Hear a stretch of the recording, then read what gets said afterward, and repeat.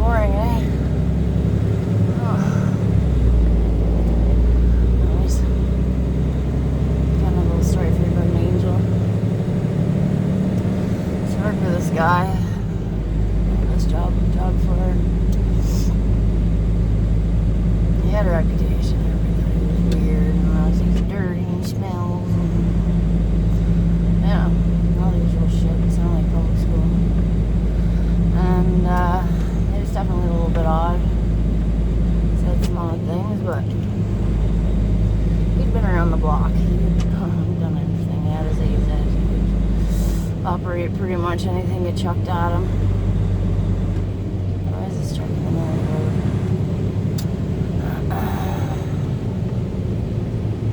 Right in here, bud.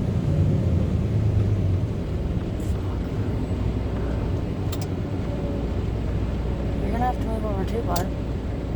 Not sure what you think's gonna happen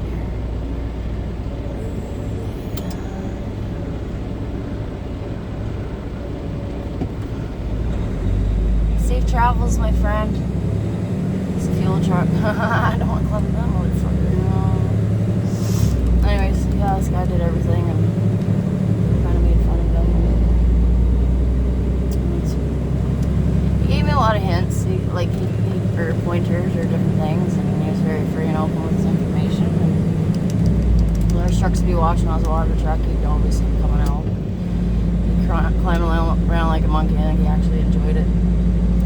But yeah, this one night I had to go salting and I was in for two, and everything was real busy around the shop, so the truck wasn't set up at all. So I put the salter on and got the legs up, and I was trying to hook up my lines, and oh my god, those things, eh? Like, there's 4 lines on there, the lights, the machine, the chain, and the spinner, and yeah, it can be a little bit of a hellish thing to put on, especially at 2 in the morning, dark, when you just rose from a little slumber, and it's freaking cold and snowing, and everything's cold. So I see somebody in the parking lot, and so it always made me a little bit nervous, right? Like, and I don't know who that is. Anyways, he comes over, it's him.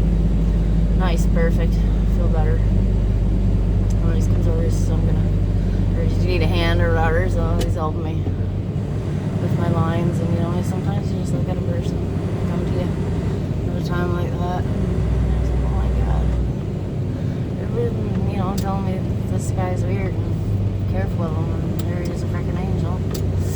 As per usual, that's usually how it is, honestly. But yeah, I ended up, it was so funny, they sent me to do some training with him on the roll-off truck, which I was like, I'm training somebody, come on. I ain't no expert. And so anyways, they sent me out with him to show him how to do this one run, and we went.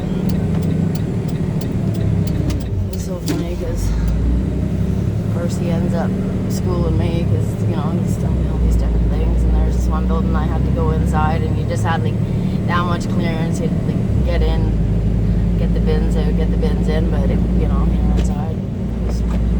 When they first sent me there, I was scared as hell. Then this guy shows me a trick where you have more clearance, and so later I go back and I tell him, like, oh my god, that guy is a freaking genius. And I told him, like, what are you talking about? Well, you can do this, and then you have this result, and that. I'm like, it's funny. Everybody thinks that guy's not too great, but he sure knows his stuff. Unfortunately for him, though, we had twin trucks, and then it wasn't always us in them because that was a real busy company running 24/7. So or it'd be somebody else in the truck, and you'd be in the truck. So it was a weekend, and it was snowing, and I was off that weekend. I was having this party, and anyways, he ended up, he was at the pit, and he was getting his, I think he was getting spun, maybe he was going to spin off, and anyways, he got up on the back to look at the inside of the truck, and the chain caught his shoelace, and started pulling it in, and of course then by the time you realize what's happening, his shoelace was pulled tight, and now his boot stuck on his foot, the chain stuck, or the shoelace stuck in the chain.